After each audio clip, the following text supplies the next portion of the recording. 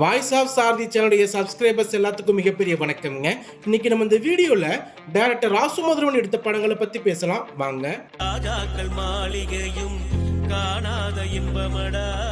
ராசுமதுரவன் எடுத்த கொஞ்சம் படங்களை பார்த்தீங்கன்னா எல்லா குடும்பத்தையும் கவர் பண்ணாருங்க. அதில் வந்து பார்த்தீங்கன்னா ஃபர்ஸ்ட் எடுத்த படம் பூமகள் ஊர்வலம். இதில் பிரசாந்த், லிவிங்ஸ்டன், மணிவண்ணன், ராதிகா, ரம்பாலாம் நடிச்சிருப்பாங்க. இந்த கதை ரொம்ப ரொம்ப சூப்பராக இருக்குங்க. இந்த படம் நிறைய பேர் பார்த்துருக்க வாய்ப்பு இருக்குது, சில பேர் பார்த்துருக்க மாட்டீங்க. இந்த படத்துடைய பிளாட் பார்த்தீங்கன்னா ஒன்றும் இல்லைங்க, ஒரு பொண்ணு பார்க்க போவாங்க, 2 ஹீரோ அந்த பொண்ணை மாற்றி பார்த்துருவாங்க. அதுதாங்க கதை. அது ரொம்ப சுவாரஸ்யமாக இருக்கும், கமர்ஷியலாக இருக்கும், குடும்பத்தோடு பார்க்குற மாதிரி இருக்கும். சாங்ஸ் எல்லாம் சூப்பராக இருக்கும். இந்த படம் பார்த்து முடிச்சதுக்கப்புறம் பல வருஷம் கழிச்சு தான் தெரிஞ்சிச்சு இந்த படத்தோட டேரக்டர் நம்ம ராசுமதுரன் அப்படின்ட்டு. அது மட்டும் இல்லாமல் இந்த படத்தில் உள்ள காமெடிலாம் பார்த்தீங்கன்னா சூப்பராக ஒர்க் அவுட் ஆச்சுங்க. விவேக் காமெடிலாம் பார்த்தீங்கன்னா ரொம்ப ரொம்ப ரொம்ப ரொம்ப ஃபேமஸான டைலாக்லாம் நிறைய இருக்கும் இந்த படத்தில். நல்ல ஐடியாடா. அதுக்கப்புறம் அம்மா அப்பாவுடைய பிறந்த நாளுக்கு ஸ்டேட்டஸ்லாம் வைப்போம்னு சில சாங்ஸ்லாம், அதில் இந்த சாங் கண்டிப்பாக வச்சிருப்பீங்க. அந்த சாங் இந்த படத்தில் தான் இருக்கு. என் வாழ்வுக்கு 2 தீபங்கள் என் தாயோடு தந்தையரே.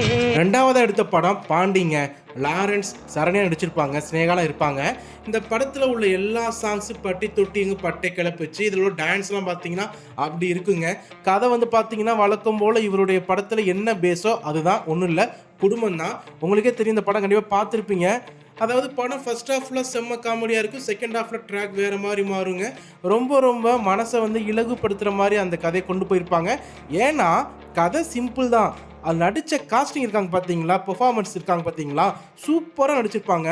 அம்மா அப்பாவாக இருக்கிற சரண்யாவாக இருக்கட்டும், அவருடைய பையனாக இருக்கிற லாரன்ஸாக இருக்கட்டும், அந்த கெமிஸ்ட்ரி அப்படி ஒர்க் அவுட் ஆச்சுங்க. ஸ்னேகா லாரன்ஸ் கெமிஸ்ட்ரியை விட சரண்யா லாரன்ஸ் கெமிஸ்ட்ரி அப்படி இருக்கும். படத்தோட இறுதி காட்சி போக போக நமக்கே ஒரு மாதிரி பார்த்தீங்கன்னா மனசுலாம் அப்படி வலிக்குங்க. ஏன்னா எமோஷனில் நமக்குள்ளே அப்படி கடத்திருப்பாங்க. குடும்பத்தோடு பார்க்குற மாதிரி இருக்கும். இந்த படத்தை இப்போ நீங்கள் கலைஞர் சேனலில் போடுவாங்க பாருங்கள். அந்த கிளைமேக்ஸை பார்த்து நீங்கள் உங்களுக்கு அழுக வரல அப்படின்னா கண்டிப்பாக நீங்கள் மனுஷங்களே இல்லைங்க, சரிங்களா? கஷ்டப்பட்ட காலத்திலும் கலகலன்னு சிரிச்ச. மூணாவது அடுத்த படம் மாயாண்டி குடும்பத்தார். எத்தனை பேருக்கு இந்த படம் தெரிஞ்சிருக்கும், எத்தனை பேர் தேட்டரில் பார்த்துருப்பீங்க, எத்தனை பேர் பல தடவை பார்த்துருப்பீங்க. பரமா அப்படிங்கிறதா இருக்கட்டும், 5 பேர் அண்ணன் தம்பிங்க இருக்கட்டும், ஆப்போசிட்டாக 5 பேர் இருப்பாங்க. முக்கியமாக படத்தில் 10 டேரக்டர் நடித்த ஒரு ஃபஸ்ட்டு தமிழ் படம் அப்படின்னு சொல்லிக்கலாங்க, சரிங்களா? அவ்வளோ கமர்ஷியலாக இருக்கும். இன்றைக்கும் நமக்கு வந்து ரொம்ப எமோஷ்னலான படங்களில், தமிழ் படங்களில் டக்குன்னு ஞாபகம் வருதுன்னா அது மாயாண்டி குடும்பத்தார் தான். இந்த படத்தை நீங்கள் எத்தனை தடவை பார்த்தாலும் காமெடிக்கு சிரிப்பு வரும், எமோஷனலுக்கு அழுதையும் வருங்க. முத்துக்கு முத்தாக ஆக்சுவலாக இது வந்து மாயாண்டி குடும்பத்தார் பார்ட் 2 கூட சொல்லலாங்க. எப்படி தான் அந்த மனுஷன் வந்து அதே கதையை கொஞ்சம் வேற மாதிரி பண்ணி அதே பெர்ஃபார்மன்ஸை உள்ளே வச்சு ஒரு மாதிரி ஒன்று பண்ணியிருப்பாங்க. இந்த படத்தில் பார்த்தீங்கன்னா செக்மெண்ட்டாக காமெடி சீன்ஸ்லாம் எடுத்திருப்பாங்க. காமெடி அப்படியே போயிட்டே இருக்கும், ஜாலியாக இருக்கும், ஃபைட்டு இருக்கும். ஆனால் போக போக அம்மா அப்பாவை பற்றி ஒரு சீன் அப்படியே போயிட்டே இருக்குங்க. பசங்களுக்கு கல்யாணம் ஆனதுக்கப்புறம் அம்மா அப்பா எப்படி தனிமையில் போகிறாங்க, அம்மா அப்பா படுற கஷ்டத்தை நமக்கு டிவியில் அப்படியே ஒரு படமாக பார்க்கும்போது மனசு ஒரு மாதிரி ஒன்று பண்ணுங்க. அது மட்டும் இல்லாமல் அந்த படத்தில் வந்து அந்த நம்ம படத்தோட ஹீரோ இருப்பாங்க பார்த்தீங்களா, நட்டி நட்ராஜ், பஸ் ஸ்டாண்டில் அம்மா அப்பாவுக்கு இட்லி வாங்கி கொடுப்பாருங்க, சாப்பாடு வாங்கி கொடுப்பாருங்க. அந்த சீனில் ஒரு ஷார்ட் கேமரா ஒன்று வச்சுருப்பாங்க. அப்படியே பேக்ரவுண்டில் அந்த மியூசிக்காக இருக்கட்டும், பிஜிஎம்மாக இருக்கட்டும், சாங்கோட லிரிக்காக இருக்கட்டும், அல்லாதவன் கூட அழுதுருவான், கல் மனசு கூட கரைஞ்சிருங்க. கையாலாகாத பிள்ளைய பெற்று கண்ணீரை வெட்டிக. அடுத்ததா கோரிப்பாளையங்க. 5 ஃப்ரெண்ட்ஸ் இருப்பாங்க. ஊதாரித்தனமா, பொறுக்கித்தனமா, எதுவுமே வேலைக்கு போகாம, வெட்டிங்கு போகாம ஊரை சுத்திக்கிட்டு இருப்பாங்க, காமெடி பண்ணிக்கிட்டு இருப்பாங்க.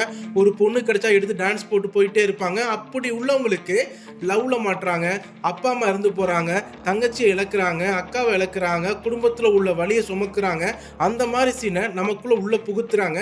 நிறைய பசங்க தமிழ்நாட்டில், இந்தியாவில் பார்த்தீங்கன்னா பொறுக்கித்தனமாக இருக்கும்போது அவங்க குடும்பத்தில் அவங்க நெருக்கமானவங்க அவங்க எமோஷ்னலாக வந்து உடையும் போது அந்த வழி எல்லாத்துக்கும் புரியும். அப்படியே அந்த படத்தில் வந்து பார்த்தீங்கன்னா தப்பு எல்லாம் பண்ணிட்டு கடைசியில் திருந்துறன் பேரில் வந்து திருந்த விடாமல் அவங்க செஞ்ச பாவம் பின்னாடியே சுற்றுங்க. அதில் ஒரு சீன் ஒன்று இருக்குது. அண்ணே என்னை உயிரோட விட்டுருங்கண்ணே, நாளைக்கு எனக்கு கல்யாணம்னு சொல்லும்போது கண்டிப்பாக அழுதுருவீங்க நீங்கள். எனக்கு நீ கல்யாணம் என்னை விட்டு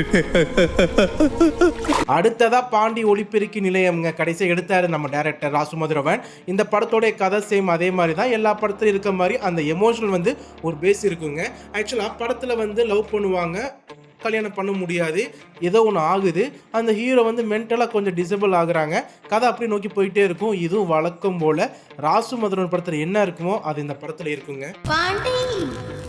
அதுக்கப்புறம் அவர் எந்த படம் எடுக்கலைங்க, ஏன்னா அதுக்கப்புறம் அவர் உயிரோட இல்லைங்க. 2013 சார் இறந்துட்டாங்க. இவரை நான் அப்பப்போ மிஸ் பண்ணிட்டே இருப்பேங்க. ஒரு கமர்ஷியலாக ஒரு ஃபுல் பேக்கேஜாக குடும்பத்தோட, அம்மாவோட, பொண்டாட்டியோட, தம்பியோட, அக்காவோட, தங்கையோட உட்காந்து படம் பார்க்கறது ரொம்ப நாள் ஆச்சுல்ல.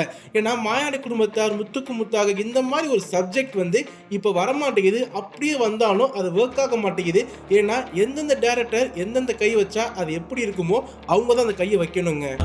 ராஜாக்கள் மாளிகையும் காணாத இன்பமடா. என்னதான் இருந்தாலும் கலைஞன் சாகலாம், அவர் எடுத்த கலை சாகாதுங்க, அவர் எடுத்த படைப்பு சாகாதுங்க. அவருடைய படம் என்னைக்கு வரைக்கும் இந்த தமிழ்நாட்டில், இந்தியாவில், உலகத்தில், பூமியில் இருக்கோ அது வரைக்கும் மதுரவன், ராசு மதுரவன் உயிரோட தான் இருப்பாங்க.